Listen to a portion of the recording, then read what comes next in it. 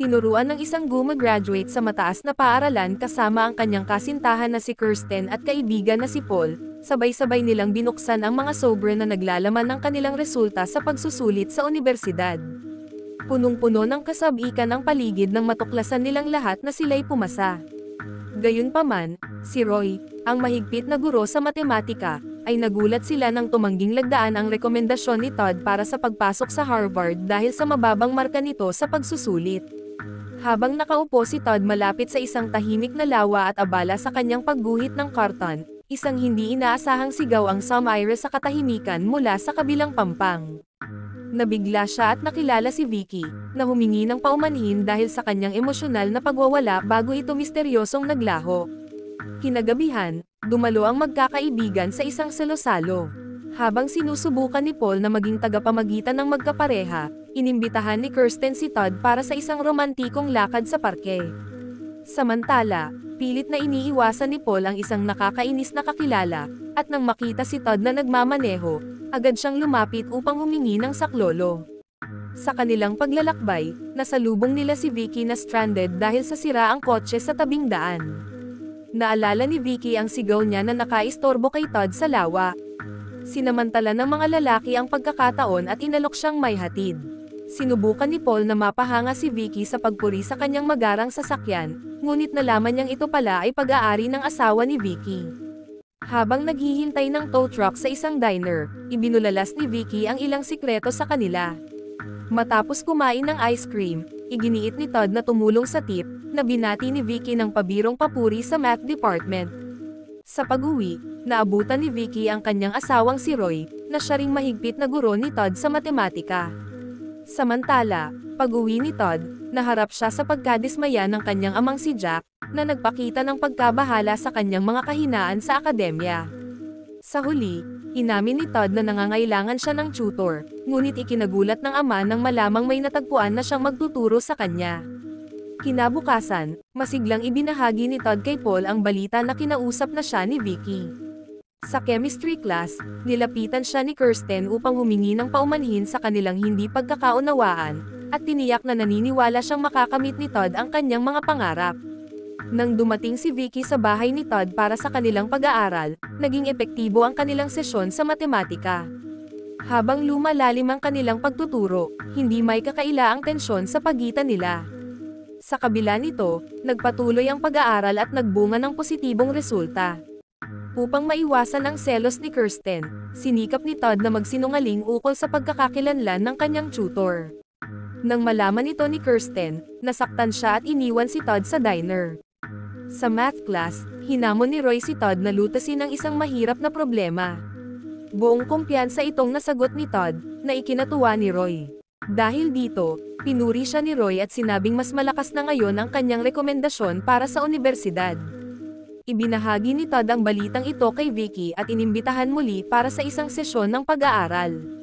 Sa hindi inaasahang pangyayari, niyaya siya ni Vicky na bisitahin ang kanyang tahanan upang ipakita ang kanyang mga eskultura. Na-curious si Todd at tinanggap ang paanyaya. Habang inilalantad ni Vicky ang kanyang mga likhang sining sa garahe, nagtanong si Todd kung bakit niya itinatago ang kanyang mga obra sa mundo. Ipinaliwanag ni Vicky na takot siyang matawag na kakaiba, isang opinyong sinasang-ayunan ng kanyang asawa. Ibinunyag din niya ang kanilang hindi maayos na relasyon at natagpuan ang aliw sa piling ni Todd.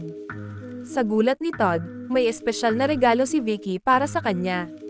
Lubos na nagpapasalamat, biglang hinalikan ni Todd si Vicky sa labi, bagamat nagulat, pinigilan ni Vicky na maulit ang tagpong iyon.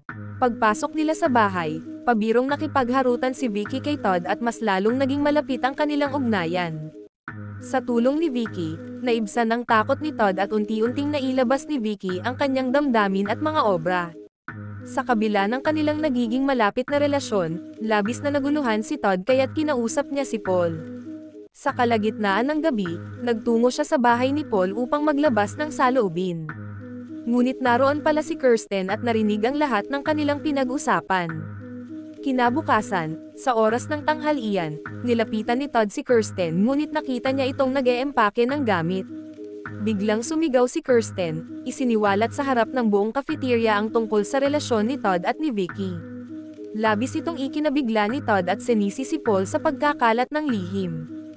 Hindi alam ni Todd na narinig na ni Kirsten ang lahat noong gabing iyon. Umamin si Paul na naroon si Kirsten ngunit itinangging sinadya niya itong itago. Habang nag-aaway sina Todd at Paul, dumating si Roy at binigyan sila ng parusa bantayan ang kanyang sasakyan sa harap ng paaralan. Sa labas, napansin nila ang Corvette na sinakyan ni Vicky noong gabing una nila itong makilala. Sa puntong iyon, natuklasan nilang si Roy pala ang asawa ni Vicky. Naguluhan si Todd at dali-daling nagtungo sa bahay ni Vicky upang kamprontahin siya. Hindi ipinakita ni Vicky ang pagsisisi sa kanyang hindi pagsabi ng totoo, kaya nagkaroon sila ng mainit na pagtatalo.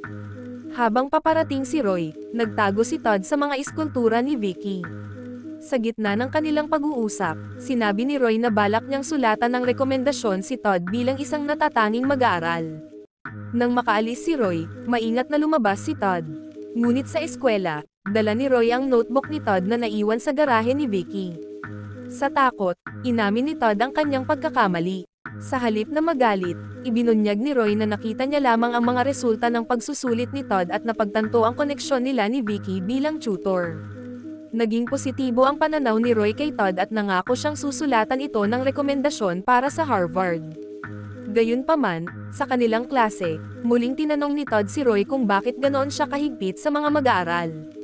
Nagkaroon sila ng malalim na pag-uusap, at umuwi si Roy upang harapin si Vicky. Sa gitna ng galit, sinira ni Roy ang lahat ng nasa garahe, ngunit lumabas si Todd at kinilala ni Roy ang galing nito sa matematika.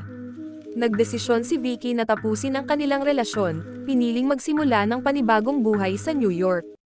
Nagpaalam si Vicky kay Todd at binigyan siya ng rekomendasyon para sa universidad. Sa wakas, napagtanto ni Todd na ang Harvard ay hindi para sa kanya. Ipinahayag niya sa kanyang mga magulang ang kanyang hanggaring mag-aral ng sining. Sa huli, muling nagsama-sama ang magkakaibigan sa paborito nilang diner. Naglakad sina Todd at Kirsten, nagkapatawaran, at napagkasundo ang panatilihin ang kanilang pagkakaibigan. Habang bumabalot ang takip silim, nagmuni-muni ang tatlo sa kanilang kinabukasan, puno ng iba't ibang emosyon ang kanilang mga puso.